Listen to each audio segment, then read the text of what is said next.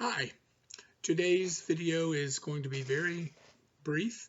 Those of you in the 1102 class, you already know all this information, but I'm putting it for your availability just for review.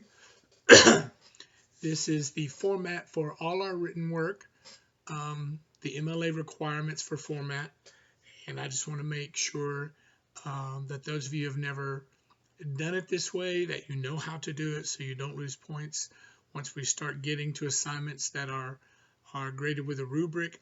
The reflections and the short assignments where you're practicing your writing, those are either you get a point or you don't get a point. You either do it according to the requirements of the prompt or you don't.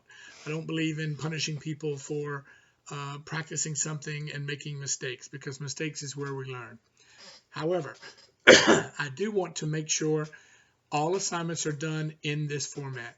In the course end content, I have added an MLA assignment template. You can either download that template and use, change the information as necessary. But if you'd rather do it yourself and make your own template so you don't have to keep changing it all the time, that would be perfect. It starts with putting your page number in the upper right. You have to assign the page number, because if you just write in say your name and the page number, it will put your name 1 on every page. So you have to assign the number first. You do that in Microsoft Word over in the I think in the home, in the page number, and you have to pick the top right.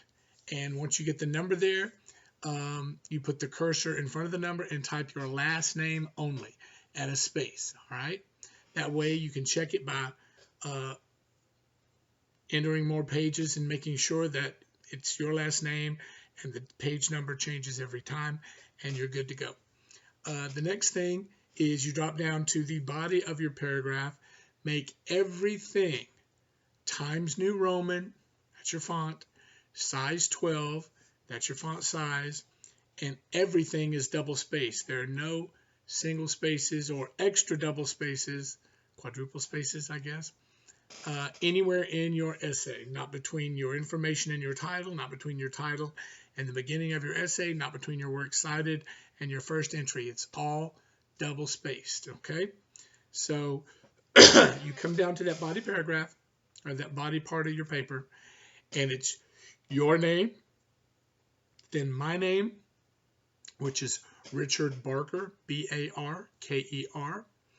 Then it's the class name, which is either ENGL 1101 - your section number, or for those of you in 1102, 1102 - your section number. And please make sure you put the section number. It's very helpful in grading. And last is your date. And the date is a very special format. There are no commas in the date, so if you see a comma in your date, you know you've done it wrong. Or if you see a comma in someone else's, help them out and tell them, hey, wrong format. But you start with the day, like the 11th or the 12th. Then you have the month completely spelled out, never abbreviated. And then finally the year, 2021. Okay? So you'd have like 11 space January spelled out, space 2021. Then the next thing is your title. All essays need titles. If it's just a couple of paragraph assignment, I'm not too worried about a title. But all essays need titles. Okay? So the title is centered. Make sure you remember that. Make sure after you center your title, you take the center off for the next line. Okay? Because I've seen people that leave it on center and the paragraph looks something like that, and it's really strange. So always indent your paragraphs. So the body paragraph starts with an indent, always.